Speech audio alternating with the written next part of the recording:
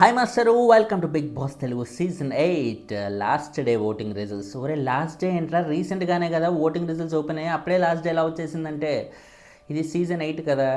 Nomination start అయింది Tuesday, అయిపోయినాయి Wednesday night. So Wednesday మనకు మిగిలింది 1 గంట, తర్వాత నిన్న థర్స్డే ఒక్కరోజు, ఇవాళ ఫ్రైడే ఆఖరి కథం. రేపు నాగార్జున గారు వస్తూనే ఉంటారు, ఇంకేం ఓటింగ్ అయిపోయింది కాబట్టి టెక్నికల్గా ఇవాళే లాస్ట్ డే. ఇవాళ మొత్తం ఉంది ఓటింగ్ వేయడం కోసం మీ ఫేవరెట్ కంటెస్టెంట్కి. సో వేయాలనుకునే వాళ్ళు హాట్స్టార్కి లాగిన్ అయ్యి అక్కడ మన లైవో లేకపోతే ఎపిసోడ్ కిందో ఉంటుంది లింక్, ఓట్ వేయాలనుకుంటే ఇమీడియట్గా వేసేయండి. So that me favourite contestant బయటికి వెళ్లకుండా ఉంటాడు, సేవ్ చేసే అవకాశం అయితే ఉంటుంది. టోటల్గా 6 కంటెస్టెంట్స్ నామినేషన్స్లో ఉంటే ఆల్మోస్ట్ ఇప్పుడు చాలా షాకింగ్గా అనిపించింది అనమాట. మామూలు దారుణం కాదు, దారుణాది దారుణం. టైటిల్లో పెట్టినట్టు తమ్నైల్లో పెట్టినట్టే రిజల్ట్స్ అనేవి అలాగే ఉన్నాయి. చాలా షాకింగ్ ఎలిమెంట్స్. ఎవరు ఇలా ఎలా పాసిబుల్ రా, ఇప్పుడు పరిస్థితి ఏంది, బిగ్ బాస్ వాళ్ళు తీసుకునే డెసిషన్ ఎలా ఉంటుంది అన్నట్టుగా రకరకాలుగా థింక్ చేయాల్సి వచ్చిన ఒక పరిస్థితిలో ఉన్నారు ఇప్పుడు కంటెస్టెంట్స్. 6 మెంబర్స్ నామినేషన్స్లో ఉంటే first of all as it ఈస్గా విష్ణుప్రియ అయితే టాప్లోనే కొనసాగుతుంది. కంపారిటివ్లీ చూసుకుంటే మిగతా వాళ్ళతో పోలిస్తే విష్ణుప్రియకి ఫేమ్ ఎక్కువ కాబట్టి ఆమెకు ఓటింగ్ అందుకే వస్తుందని మనం ఆల్రెడీ చెప్పుకున్నాం కదా. సో ఇప్పుడు మణికంఠ ఇప్పుడు బిగ్ బాస్ 8లో పుట్టిన కొత్త హీరో అంటే ఆయన ఇచ్చిన కంటెంట్ కానీ ఇష్యూస్కి రియాక్ట్ అయ్యే విధానం కానీ, దానికి తోడు నామినేషన్స్ టైంలో ఆయన వెళ్ళబోచిన పర్సనల్ గోడు కానీ, ఇవన్నిటికీ ఆడియన్స్ విపరీతంగా కనెక్ట్ అయ్యి ఓటింగ్ అనేది బీభత్సంగా గుద్ది పడేస్తున్నారన్నమాట. సో ఇప్పుడు ఆల్మోస్ట్ విష్ణుప్రియ లాంటి ప్రీ ఎగ్జిస్టింగ్ ఫేమ్ ఉన్న క్యాండిడేట్కి మణికంఠ లాంటి అప్పుడే వచ్చిన ఫ్రెష్ క్యాండిడేట్ ఎలా దగ్గరకు వస్తాడు, ఎలా పోటీ పడతాడు అనే ఉద్దేశంతో విష్ణుప్రియ ఫ్యాన్స్ అందరూ చాలా ప్రెస్టేజ్గా తీసుకున్నారు ఏంటో కానీ ఓట్లు అయితే గుద్ది గుద్ది గుద్ది గుద్ది ఎర్రగా కుమ్మి పడేశారనమాట. సో ఇప్పుడు విష్ణుప్రియ టోటల్ పర్సంటేజ్ వచ్చేసి 33%కి వెళ్ళిపోయింది. అండ్ సెకండ్ పొజిషన్లో యాస్టీజ్గా మణికంఠ ఉన్నాడు. బట్ కంపారిటివ్లీ చూసుకుంటే పర్సంటేజ్ అనేది ఎప్పుడు 100లోనే ఉంటుంది కాబట్టి 100 వరకే ఉంటుంది కాబట్టి ఏ ఓటింగ్ వచ్చినా పర్సంటేజెస్లోనే మనం చెప్పుకోవాలి కాబట్టి ఇప్పుడు మణికంఠకి టెక్నికల్గా చూసుకుంటే పర్సంటేజ్ అనేది ఇంతకు ముందుతో పోలిస్తే తగ్గిందనమాట. 25%లో మణికంఠ ఇప్పుడైతే ఉన్నాడు. యాక్చువల్లీ విష్ణుప్రియకి కానీ మణికంఠకి కానీ ఇంతకుముందు 4-5% డిఫరెన్స్ మించి అయితే లేదు. బట్ ఇప్పుడు ఏకంగా 33 - 25 అంటే 8% డిఫరెన్స్ అయితే ఉంది. ఇది ఓటింగ్ ఓపెన్ అయిన దగ్గర నుంచి ఇంత డిఫరెన్స్ అనేది ఇప్పుడు ఫస్ట్ టైం. ప్రీ ఓటింగ్ రిజల్ట్స్లో ఎలాగో చాలా తేడా ఉంది. 19-20లో ఉంటే విష్ణుప్రియ ఎక్కడో 37లో ఉంది, చాలా ఫరక్ పడింది. బట్ ఓటింగ్ అఫీషియల్గా ఓపెన్ అయిన దగ్గర నుంచి అయితే హయ్యెస్ట్ డిఫరెన్స్ అనేది ఇప్పుడే ఉంది. సో దీన్ని బట్టి మనం అర్థం చేసుకోవాల్సింది ఏంటి, విష్ణుప్రియ ఫ్యాన్స్ విపరీతమైన సీరియస్గా తీసుకున్నారు, అందుకే విష్ణుప్రియకు ఓటింగ్ అయితే దంచుతున్నారు. బట్ మణికంఠకు ఓటింగ్ తగ్గిందని కాదు, కేవలం విష్ణుప్రియకు పెరిగిందని మాత్రమే ఇక్కడ మనం అర్థం చేసుకోవాలి. మణికంఠ ఏదైతే ఒక మార్క్ సెట్ చేశాడో తన కంటెంట్ ద్వారా కానీ తన ఎమోషనల్ యాటిట్యూడ్ వల్ల కానీ అవన్నీ ద్వారా ఓటింగ్ అనేది ఫస్ట్ వీక్లో బిందాస్గా సేవ్ అయిపోయినట్టుగా డౌట్ లేకుండా చెప్పేయచ్చు. సో వీళ్ళిద్దరూ సేవ్, మంచి టాప్ లెవెల్ ఓటింగ్ అయితే కొనసాగుతుంది.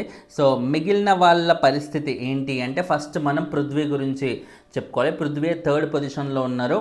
హౌస్లో ఆయన ఇంతకుముందు అంత మరీ కనబడినట్టుగా అయితే లేడు, ఎందుకంటే ఏ కంటెస్టెంట్ కనబడకుండా ఉండే ఛాన్సే లేదు. బిగ్ బాస్ వాళ్ళు క్రియేట్ చేసిన కంటెంట్ ఆ విధంగా ఉంది. ఇప్పుడు 3 చీఫ్స్ అన్నారు, 3 చీఫ్స్కి మళ్ళీ వాళ్ళని క్లాన్స్గా ఉండడానికి సెలెక్ట్ చేసుకోవడానికి ఇంకో 3 నిన్నటి ఎపిసోడ్లో మనం రమ్మన్నారు. ఆ 3 తర్వాత మిగిలిన కంటెస్టెంట్స్కి కూడా ఎవరు చీఫ్గా ఉండడానికి వాళ్ళు ప్రిపేర్డ్గా ఉన్నారు, ఎవరి అండర్లో వర్క్ చేయడానికి ప్రిపేర్గా ఉన్నారు అంటూ అందరినీ ఒపీనియన్ అడుగుతూ తెలుసుకున్నారు. ఇలా ప్రతి ఒక్కరూ ఇంటరాక్ట్ అవుతూనే ఉన్నారు.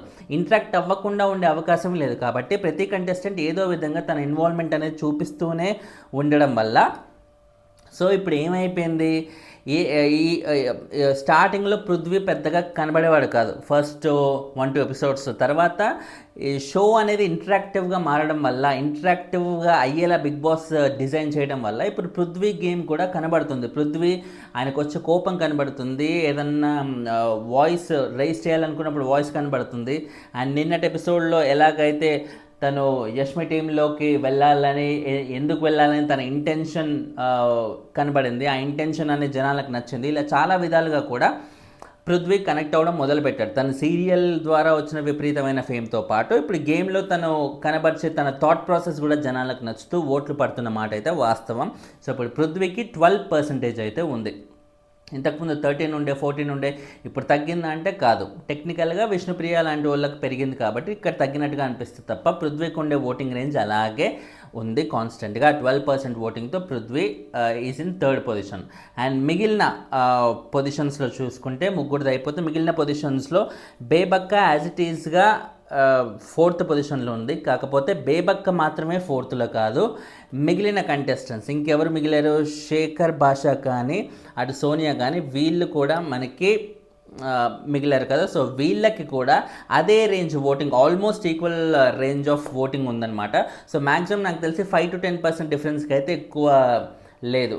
5 to 10% అంట, 5 to 10 votes, number of votes కంటే డిఫరెన్స్ అయితే ఉండదు. కాబట్టి వీళ్ళ ముగ్గురికి ఆల్మోస్ట్ ఈక్వల్ రేంజ్ పర్సంటేజ్ అయితే షేర్ చేసుకుంటున్నారు. అటు బేబక్కకి 10, ఇటు సోనియాకి 10, శేఖర్ భాషకి కూడా 10% ఉన్నారనమాట. సో కంపారిటివ్లీ 5-10 ఓట్స్ డిఫరెన్స్ మాత్రమే ఉంది. సో ఈ ముగ్గురులో ఎవరు ఎలిమినేట్ అవుతారు, బేబక్కనా, సోనియానా, శేఖర్ భాషనా, ఎవరు ఎలిమినేట్ అయితే బాగుంటుంది మీరు అనుకుంటున్నారు? మామూలుగా ఆలోచించండి. సోనియా ఇచ్చే కంటెంట్ డెఫినెట్గా ఇప్పటి వరకు 8th సీజన్లో అటు మణికంఠతో పాటు నెక్స్ట్ ఇంకెవరు ఎక్కువ కంటెంట్ ఇస్తున్నారంటే సోనియా అనే చెప్పాలి. అది పాజిటివే అక్కర్లేదు, నెగిటివ్ అయినా పర్లేదు.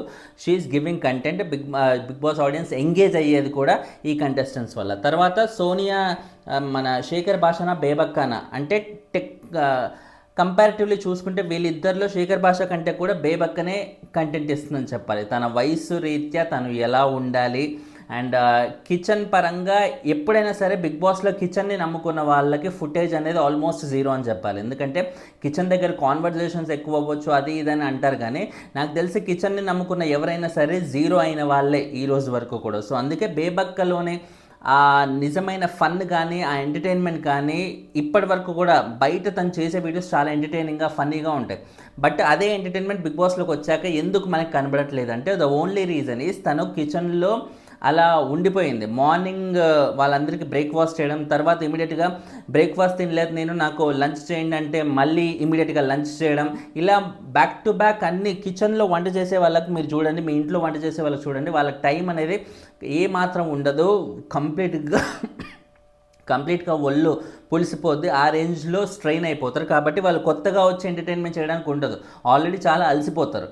వెరాస్ శేఖర్ భాషకు వచ్చేసరికి తను ఆ కిచెన్ డ్యూటీ లేదు, ఏమీ లేదు. అండ్ మోర్ ఓవర్ తను చేయాల్సినవి కూడా చేయకుండా మాట్లాడే మాటలు చాలా సిల్లీగా, కుళ్ళు జోకులన్నీ వేసుకుంటూ, అసలు బయట రాష్ట్రం ఇష్యూలో మాట్లాడింది ఈ మనిషినా ఇప్పుడు హౌస్లో ఇలా ఉండింది అన్నట్టుగా అందరినీ ఆశ్చర్యపరిచేలా ఉంది ఆయన చేసే యాక్టివిటీస్ అన్నమాట బిగ్ బాస్లో. సో ఏ పరంగా చూసుకున్నా కూడా శేఖర్ భాష కంటే కూడా శేఖర్ భాషతో పోలిస్తే బేబక్క కంపారిటివ్లీ ఈజ్ బెటర్. ఎందుకంటే తనకు అవకాశం వస్తే Bebakka can do much better than Shekhar Basha. ఎందుకంటే శేఖర్ భాష ఎంటర్టైన్మెంట్ ఏంటి అనేది ఆల్రెడీ జనాలకు అర్థమైంది, బిగ్ బాస్లో రోత పొట్టించింది ఆల్రెడీ. కాబట్టి బేబక్క ఎంటర్టైన్మెంట్ ఇంకా చూడలే, కాబట్టి తను బయట చేసిన దాన్ని బట్టి కంపేర్ చేస్తే definitely she is very much eligible.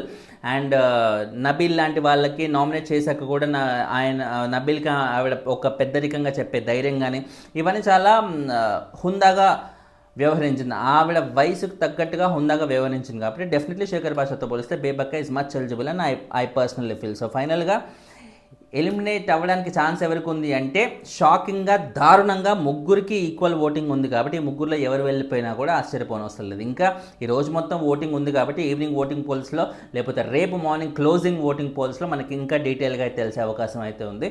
So వీళ్ళ ముగ్గురులో ఎవరు వెళ్ళిపోకూడదు అని మీరు అనుకుంటే వాళ్ళకి బలంగా గుద్దండి, వాళ్ళు సేవ్ అయ్యే అవకాశం అయితే ఉంది. Finally thanks lot for watching. ఛానల్ని సబ్స్క్రైబ్ చేసుకోండి. లైకులు కొడతా ఉంటేనే వీడియోలు ఎక్కువ మంది కనిపిస్తాయి. నేను చెప్తున్నాను, మీరు కొట్టట్లేదు. దయచేసి నా రిక్వెస్ట్ని మన్నించి లైకులు కొట్టండి. బాయ్.